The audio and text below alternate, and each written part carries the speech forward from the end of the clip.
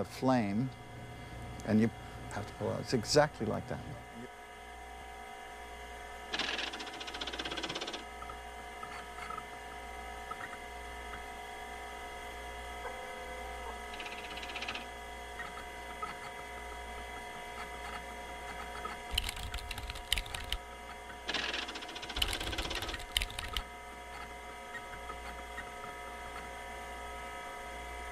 Dear S.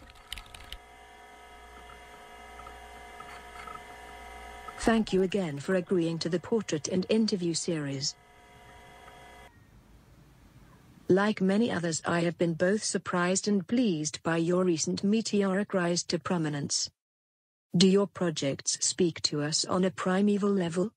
Or are they answering an absence that we all keenly feel? This meeting is an opportunity to turn over old and new ground. Already you are being referred to by your first name among interviewers, peers, and your lower classmen.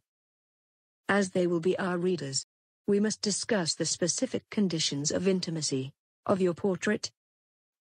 As a recent addition to the talking circuit, you must surely have noticed, the more important you are, the more closely you are photographed. In architecture we subscribe to a similar code as advertising. Just as we commonly concede, glass equals transparency, the more closely you are photographed, equals intimacy, and all its implications.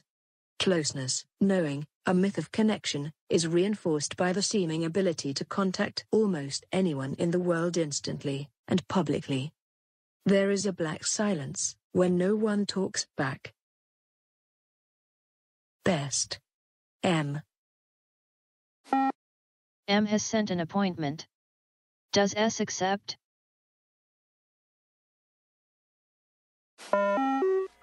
Dear M. Will do. I've forwarded your email to T. He will arrange a time and place. Until then. Kind regards. Etc. Dear S. I feel it is important to broach that there is little point in our meeting, at least until we discuss how you will be represented. Should your presence in the photograph be some reflection of character traits? Or a visual trace of lumps of matter filling a void, displacing other air and gaseous materials that would have stood there otherwise? I recognize that online is not the real world.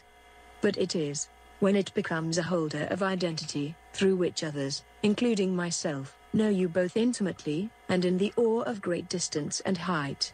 We see your face, then we open the pages or follow the link and the window appears. We are invited inside the mind, the thought processes of the master provocateur, or genius, or purveyor of creativity. You have no effect except the almost total effect of the dissemination of your ideas.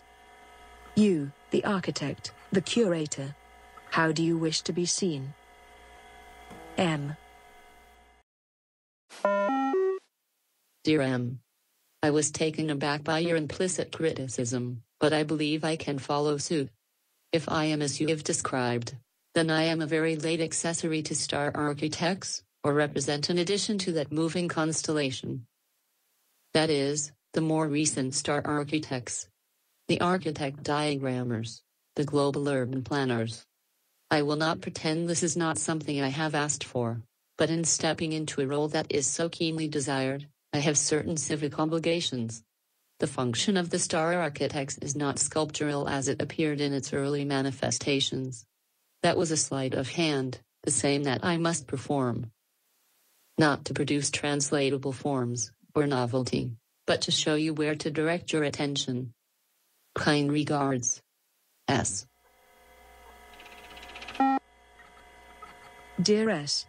While I thank you for an answer, I didn't fail to notice the bait and switch you deployed while describing your regular sleight of hand. You have yet to answer my questions. I will abandon them if you would only confirm the sitting appointment. And how close to your body do you want us to be? And if so, to which part? Just as buildings may function as icons, the face is an icon with similarly instant transferable properties. If you regard yourself as the final agent of architecture, we should gaze at only 4 or 5 follicles on the page, from which we will all recognize you. Kind regards. M. S has confirmed the appointment.